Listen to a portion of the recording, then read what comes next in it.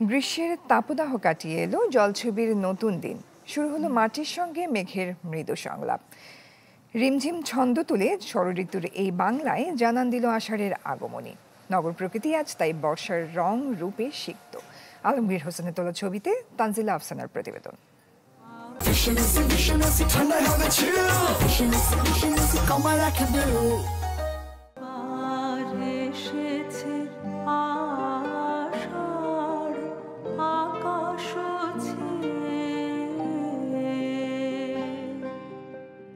আবার এসেছে আষাঢ়, অনুপম আবেশে জড়ানো কাব্যময় দিন।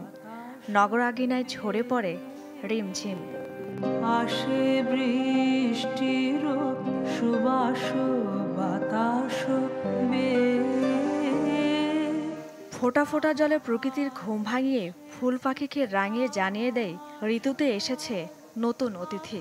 এ কেবল টুপটাপ ঝরে পড়া পানি নয়, গন্ধ আর অনুভূতির মিশেলে জাগিয়ে তোলে স্মৃতির ঢেউ, যেখানে ফিরে যায় দুরন্ত কৈশোরের দিনগুলি। যখনই বৃষ্টি পড়ছে কোনো একটা আওয়াজ পাইতাম বা কিছু একটা, আমার পুরা পরিবারের সব কাজিনসরা, আমার ভাই বোনরা সবাই একসাথে নেমে আসতো, সবাই একসাথে গিয়ে আম কুড়াইতে চাইতাম। তো বৃষ্টির ওয়েদার সবচেয়ে ভালো জিনিসটা হচ্ছে আপনি আপনার মনের যত গ্লানি আছে সবগুলো ধুয়ে মুছে যায় একেবারে বৃষ্টিতে ভিজলে। বাদল দিনের প্রথম কদম বর্ষার বাহারি ফুলগুলো জানান দেয় জলবায়ুর হেরফের এখনও পুরোটা এলোমেলো করে দিতে পারেনি ষড়ঋতুর রং।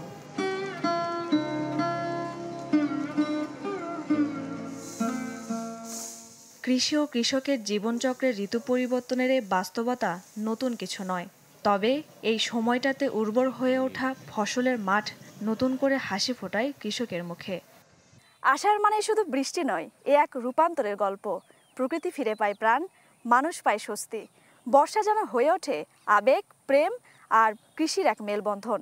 এই পাইপের খেতে বা কোনো তরি তরকারি খেতে ওগুলা মাটি শুকিয়ে যায়, শুকিয়ে গেলে বৃষ্টিটা হইলে বাদে ফসলটা ভালো হয়। আষাঢ়ের একটা আনন্দ আমরা গ্রাম বাংলার মানুষ উপভোগ করে আসছি শত সহস্র বছর ধরে, এখনো করছি। মৌসুমি বায়ুর প্রভাবে এবছর আষাঢ়ের 2 সপ্তাহ আগে থেকেই ঝরেছে বৃষ্টি।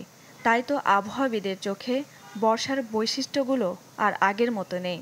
বৃষ্টিপাত, তাপমাত্রা এবং ঘূর্ণিঝড়, মৌসুমি লঘুচাপ সিস্টেম, বজ্রপাত, এইসব বৈশিষ্ট্যগুলির মধ্যে ব্যাপক পরিবর্তন এসেছে।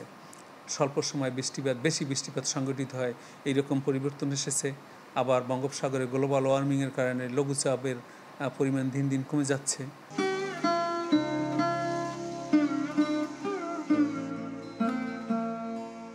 বৃষ্টি যেমন ভেজায় ধুলো মাটি, তেমনি ভিজিয়ে দেয় বাঙালির হৃদয়। আষাঢ় তাই তো শুধু একটি ঋতুর নাম নয়, এ এক অনুভূতির জাগরণ ও চিরকালীন আত্মিক বন্ধন। তানজিলা আফসানা, চ্যানেল 24, ঢাকা।